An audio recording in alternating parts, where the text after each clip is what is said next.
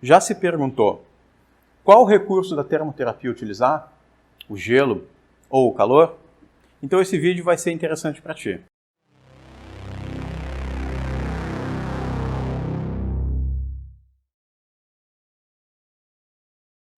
Inicialmente, utilização do gelo ou compressas de água quente são recursos da termoterapia.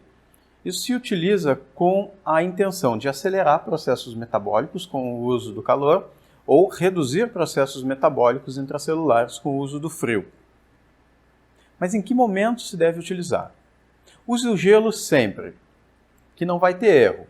Entretanto, para ter uma utilização correta do gelo, é necessário que seja feito com inteligência.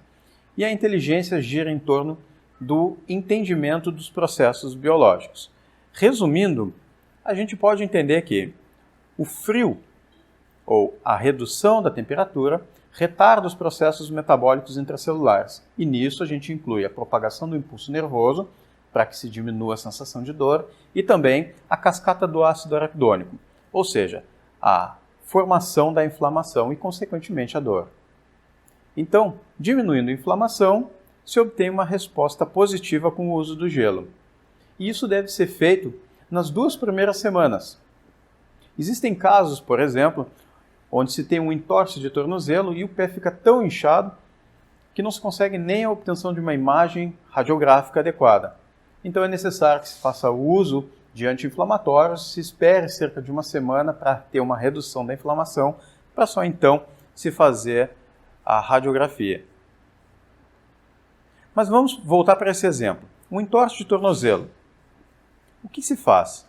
Se enche um balde com gelo, enche ele de água e mergulha o pé, para fazer uma meia de água, cobrindo totalmente o pé. Isso vai ajudar na redução do edema, na diminuição dos processos inflamatórios e também na diminuição da dor. Faz isso por cerca de 2 semanas. É claro que, a depender do grau da lesão, é necessário que outros recursos sejam utilizados. Por exemplo, existem graus diferentes de entorse de tornozelo, mas não é o objetivo desse vídeo. Obviamente, se deve fazer uma consulta para se investigar qual é o comprometimento da estrutura. Outro exemplo que a gente pode citar aqui são as tendinites. Um exemplo clássico é a síndrome do tenista, onde dói essa região aqui. Também chamamos isso de epicondilite lateral. Ou podemos citar então a epicondilite medial, síndrome do golfista, onde em ambos os locais o que está sendo acometido é o tendão, que inflama, gerando uma dor local.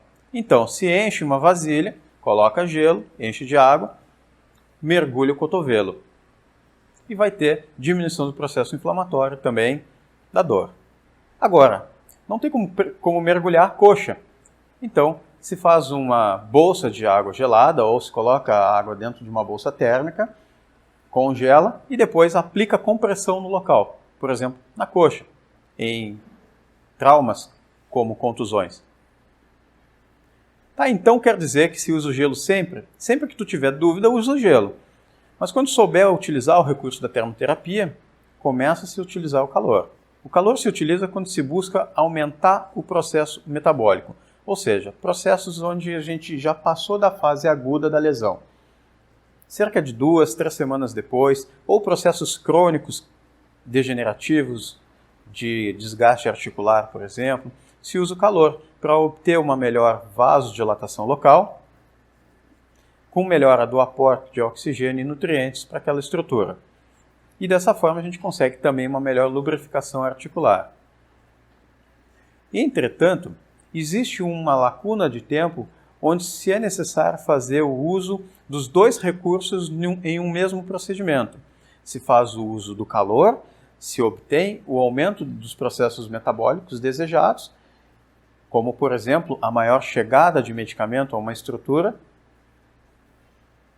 E para que a pessoa não vá embora com o metabolismo celular local acelerado, se faz gelo logo em seguida. É o que as pessoas chamam de choque térmico. Mas, na verdade, ele tem que ser controlado e em condições em que saibamos o que está acontecendo naquele momento. Como, por exemplo, se o paciente faz uso de uma medicação no qual a gente quer que essa medicação atinja uma determinada região com mais eficiência, então, momentos depois que ele fez a ingesta da medicação, se faz o uso do calor naquela região para vasodilatar e ter uma maior chegada do medicamento ali.